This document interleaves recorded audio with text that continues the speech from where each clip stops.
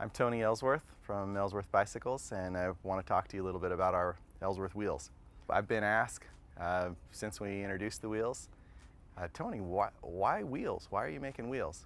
Wheels and frames are the most important part of a bike, and I had some very specific design advantages or design concepts that I wanted to bring to the end user, and so we decided to make wheels. So I wanted to look at the wheel as an entire unit, from the tire to the rim, to the spokes, to the hub, to the bearings, to the axle. The Ellsworth wheels are designed to be fast rolling, laterally stiff, vertically compliant, and stay really, really true and get as much tire contact on the ground as we possibly can. For the tire contact patch you get on the ground, the amount of traction and control, this is a lower weight wheel unit than any other wheel unit I'm aware of. So first I want to talk about the bearings. Some of the trend with some of the hubs is to reduce the size of the bearing. The bearing has steel balls in it, steel races. It's definitely the heaviest component of a hub. So we focus a lot of our weight allowance in the bearings so that the bearings can do the most critical job that a hub has to do, which is conduct all of the energy through the axle into the wheel without reducing its ability to roll. So our bearings are oversized, have more balls in each bearing. They're hand packed. So we get the most amount of balls, largest size ball available in a very, very high quality EVO bearing. Any bearing will roll great in your hand. I mean, this one rolls great in my hand. The lightest one in the world with only 3 balls in it will roll great in my hand.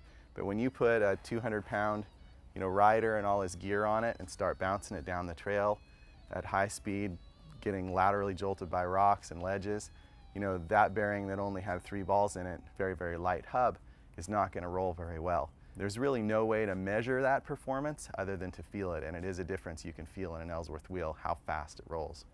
The next major component that we looked at very, very carefully was actually the spoke. We wanted to try and get as high a tension as possible, so we needed to look very carefully at the spoke in order to make the spoke be able to absorb those tensions. We use a patented quadruple butted spoke, so we're able to hold about 30% higher tension on an Ellsworth wheel than other wheels that I'm aware of. I mean, you can kind of hear it when you pluck the spokes, and if you spin it around, you can almost play it like an instrument. As we go through the butting process of the spoke, we actually butt it back up to 14 gauge at the end. We needed to use an aluminum nipple to save weight, but a 15 gauge aluminum nipple doesn't have the thread area to carry the tensions we want to carry in the wheel. So we use a 14 gauge aluminum nipple, and that allows the spoke to be able to maintain super high tensions. And the butting properties of the spoke allow the wheel to have the vertical compliance and the life that it has. The high tensions keep the wheel from flexing laterally. The next major advantage that I wanted to bring to my wheel system was actually the way the tire integrates with the rim. I wanted to analyze how the tire was sitting on the rims and widen out the rim, which we get a little more weight in aluminum, but we're able to run a smaller tire. Rubber weighs so much more than aluminum. We wanted to reduce the amount of rubber by increasing the amount of aluminum slightly so that we get a better contact patch of the tire on the ground. We've added maybe 20 or 30 grams in aluminum in order to save about a 200 gram difference in tire weight. The overall result is a super fast rolling, vertically compliant, laterally stiff, increased contact patch on the ground for more traction and control.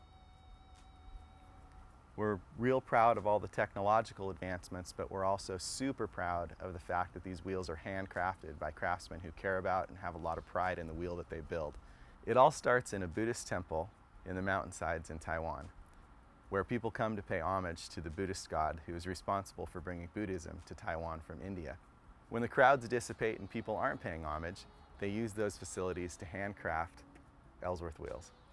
Most production wheel sets are done by machine nowadays. There are several disadvantages of that, one being that each side of the wheel can only be laced symmetrically on a machine, resulting in one side of the wheel being slightly weaker than the other side of the wheel. All the Ellsworth wheels are laced by hand so that you get an asymmetrical wheel with equal strength and equal spoke tensions on both sides of the wheel. The other advantage of lacing a wheel by hand is you can match up the logos so that everything on each wheel is perfect and they're as beautiful as they are functional.